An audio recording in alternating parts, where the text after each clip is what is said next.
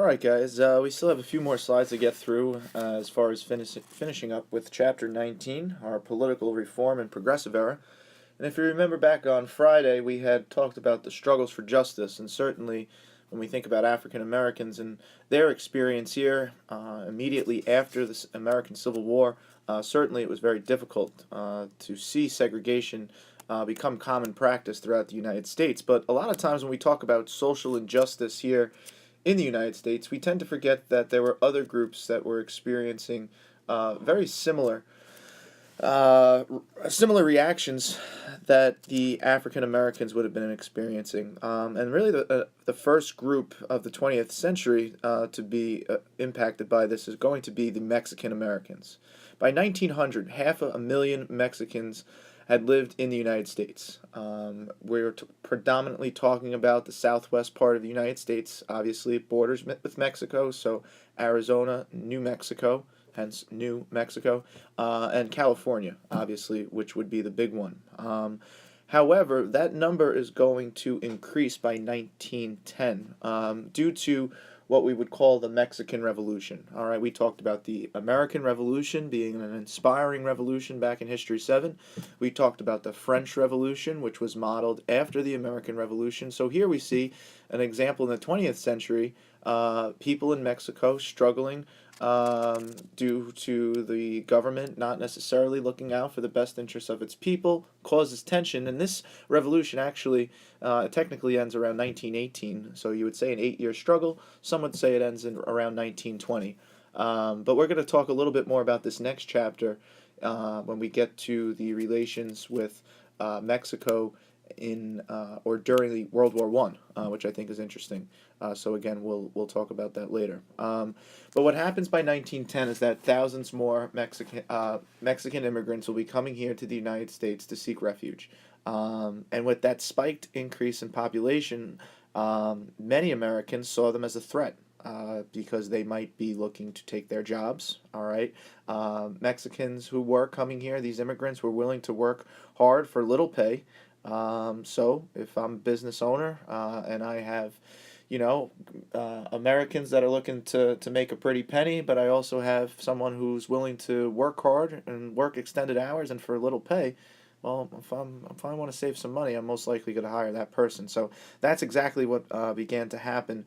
But unfortunately, due to the discrimination against Mexican Americans in the Southwest, what we see them is often they are segregated. All right, Mexican American children were forced to go into separate schools, and certainly inferior, similar to what we had talked about with African Americans.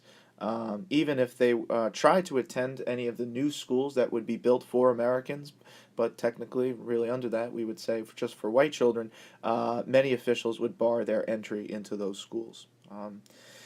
During this time, we see barrios, all right, which were Mexican American cities, the most famous being Los Angeles, all right. Los Angeles's population almost triples between 1910 and 1920 for the amount of Mexican immigrants coming in during that time. So all in all, the one thing you want to remember is when we're talking about segregation, it's not necessarily just with African Americans that we've seen, but also we are referring to the struggles that these Mexican Americans would be facing.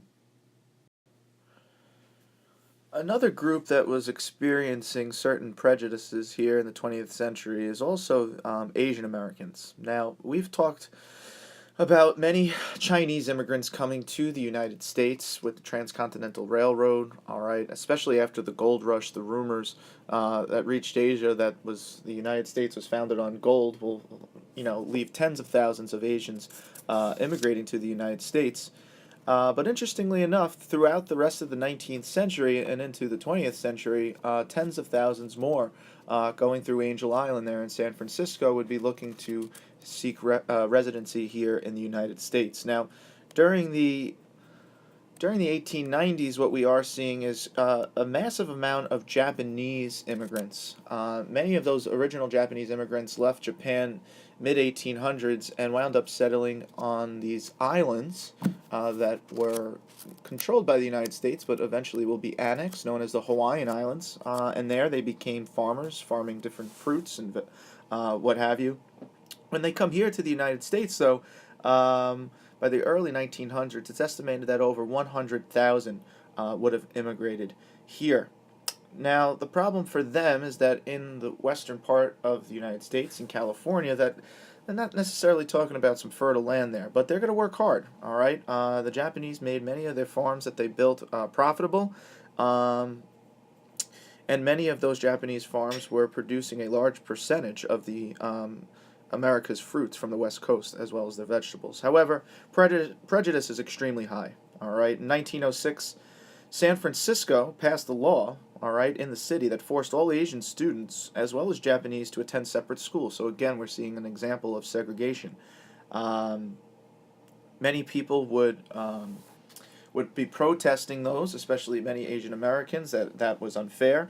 And it was a concern in the beginning of the 1900s that it might turn into an international crisis. So at the time, Teddy Roosevelt, 1907, was president. Now he's getting a lot of flack from progressives, to try and limit immigration, which would be something that this country was founded by immigrants. When you think about it in the 1600s, so you can imagine kind of the press and um, the newspapers that would be speaking out against such practices. I mean, even today, and when I get back on Wednesday, I want to make note in talking about how the immigration laws in the United States today. All right, the president and Congress right now are butting heads on the whole idea of immigration. So I think it's almost suitable to be teaching about this now.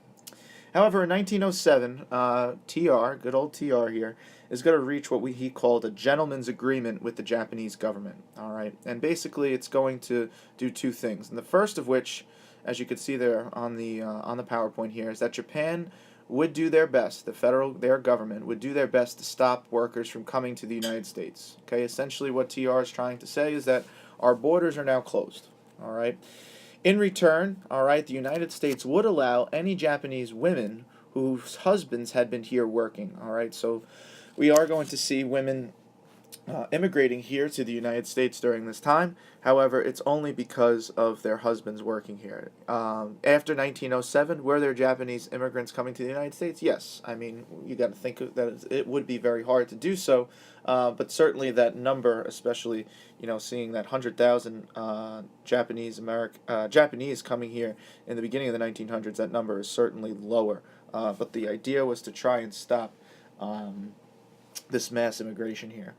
However, at the end of the day, especially along the West Coast, you're starting to see a tremendous amount of discrimination. California Asians, whether they be Chinese or Japanese, who were not American citizens, were, basically forbid them from owning land. So, where do you turn to? They turn to the inner cities. You have majority of ethnic groups there. So, really the western part of the United States from a social standpoint is a little bit in a mess at the beginning of the 20th century. So again, we're talking about that Gilded Age. Things seem great here in the United States, but from a social aspect, not just the African Americans, but now Mexican Americans as well as Japanese and Chinese Americans are all experiencing these tensions.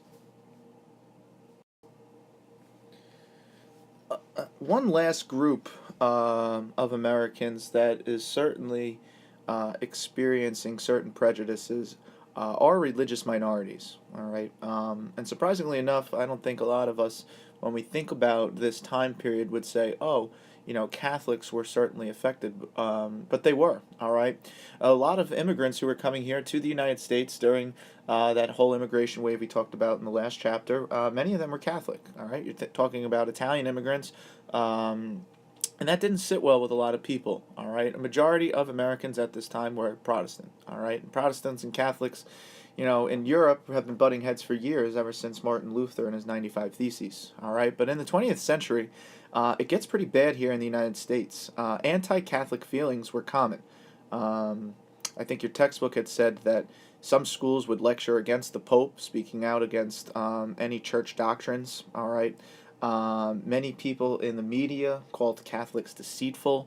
And basically, if you were Catholic, there was a good chance that you might not be able to get a job. So Um, what do we see happen here? Well, luckily, the church kind of smartens up and they say, okay, in response to your prejudice, we're gonna start our own schools. Our children should not be subjected to these certainly biased teachings that Catholics are deceitful and that the Pope is wrong. And so what we see is the opening of parochial schools. All right, they would be schools that would be sponsored by the church. All right, we are in a Catholic school. All right, so here at Kellenberg, you don't really have to worry about being Catholic. I think it's very easy to be Catholic here. Seeing from the moment that we get into school and to the time you go home, you pray 10 times a day. It's a Catholic environment. So that's what parochial schools are going to do in the 20th century, is provide a way for Catholics to send their children to school and not have to worry about what they're being taught. However, Jewish minorities as well are certainly experiencing similar prejudices.